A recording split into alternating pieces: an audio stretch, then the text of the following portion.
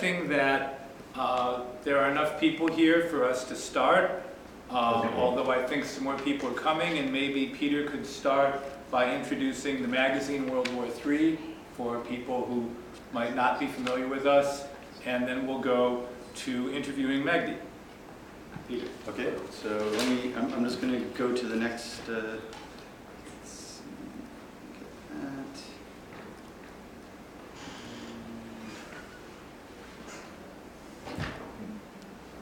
Just give me one moment here.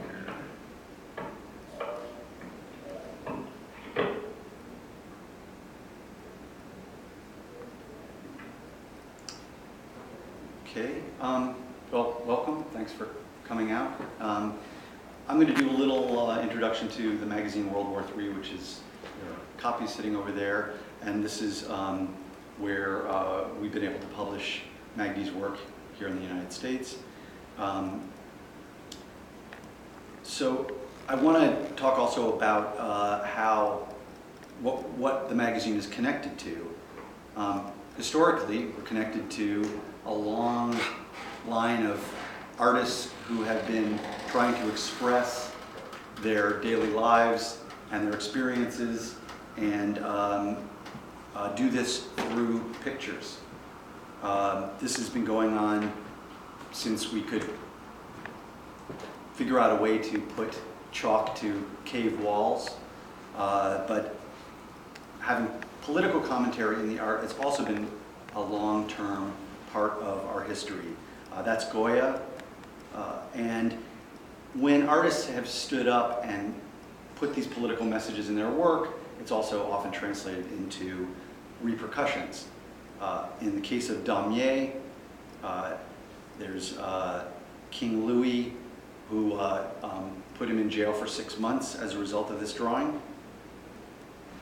On the bright side, there's somebody like Thomas Nast, who drew the political figure as part of the Tweed Ring. That was a corrupt political group in New York City in the 1800s. And due to the image that this cartoonist did of Boss Tweed, when Boss Tweed fled the country and got to Portugal, the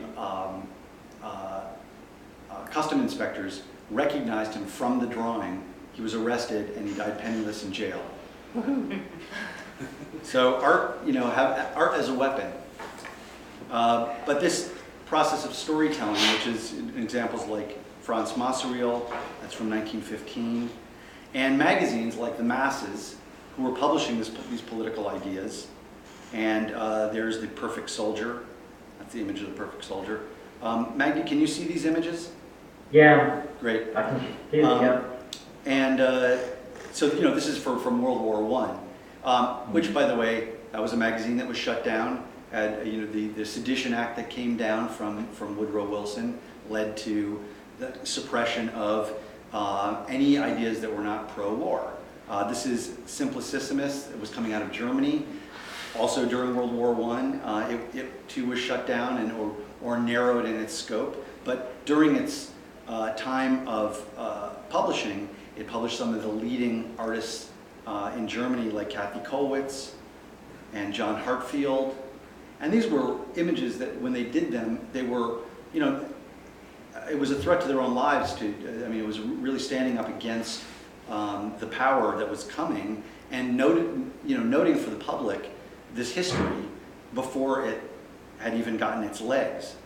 George Gross, Guernica by Picasso, that was moving into the fine arts world, where you have a famous fine artist talking about Franco and the bombing of Guernica in Spain, and this letting people in the world know about these events through creating imagery. This is Diego Rivera, and Diego is painting this mural for Rockefeller in Rockefeller Center, and due to the placement of Lenin in the image, which I understand he was getting a lot of trouble from his friends who were saying, like, you're working for this big capitalist and you're this supposed socialist, communist-leaning guy, and here you are working for the biggest capitalist in the world.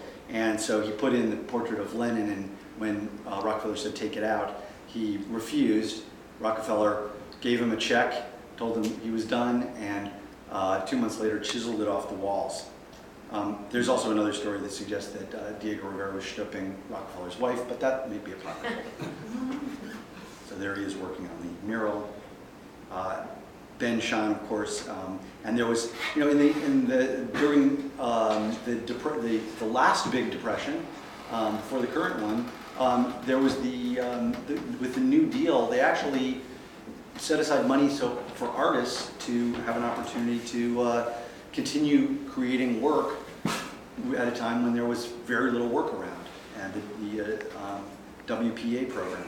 So in the comics world, in the 50s, there was a new line of comics that was, instead of just talking about how great war was, as pretty much all the comics during World War II were, there was a new set of images that were talking about the subtleties of war and not making out the enemy just to be evil, but showing both sides of it.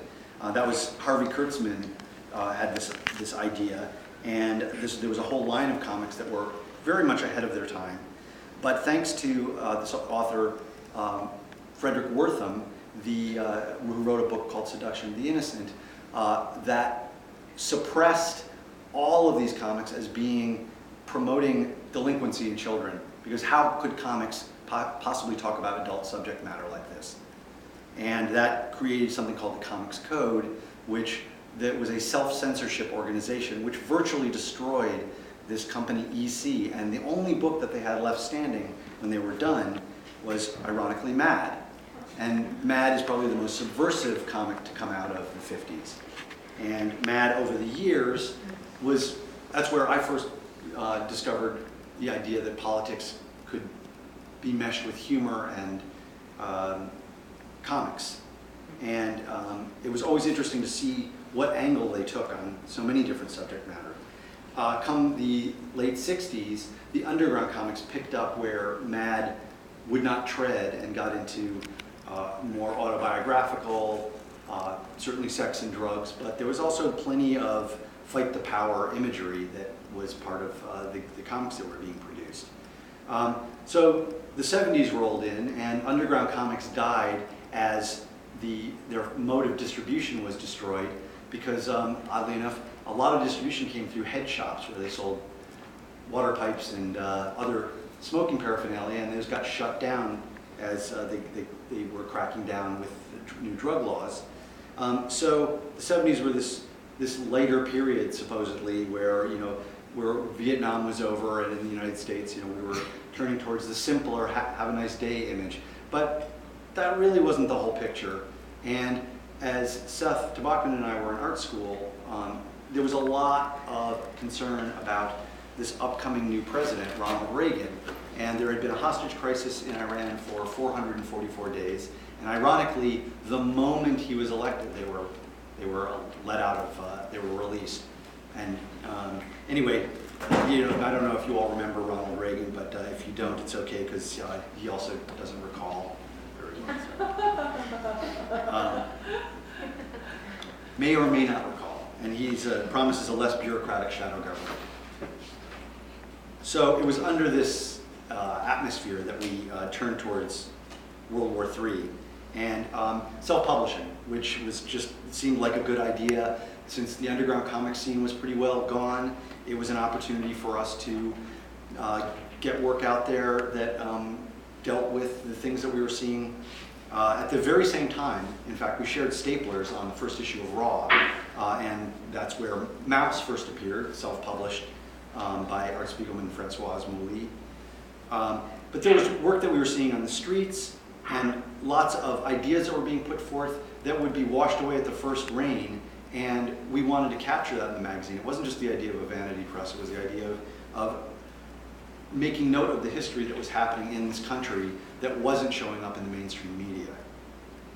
And when we started, we were actually sort of talking about bigger things like, stop that now, well, the Cold War was going on, and there was a lot of fear that we might go to war with Russia, especially with Ronald Reagan and his itchy little trigger finger and his cowboy hat.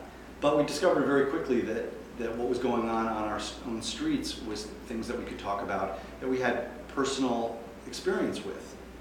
And we continue to do this, and every year there seem to be new things to talk about, and more people joined us in this and wanted to participate in the magazine, and year after year there just seemed to be no shortage of subject matter. Now, when September 11th happened, this is a moment in time where I really understood the importance of having alternative media. We all understood it, because at that point the message that was coming across was all this: keep quiet, don't talk about any alternative besides going to war, that we had to go kill somebody, and that all mainstream media, even the left wing, was turning in the direction of either not saying anything or being for war. So this is the issue that we did of World War III right before we went to Iraq. We were very clear what a bad idea that was,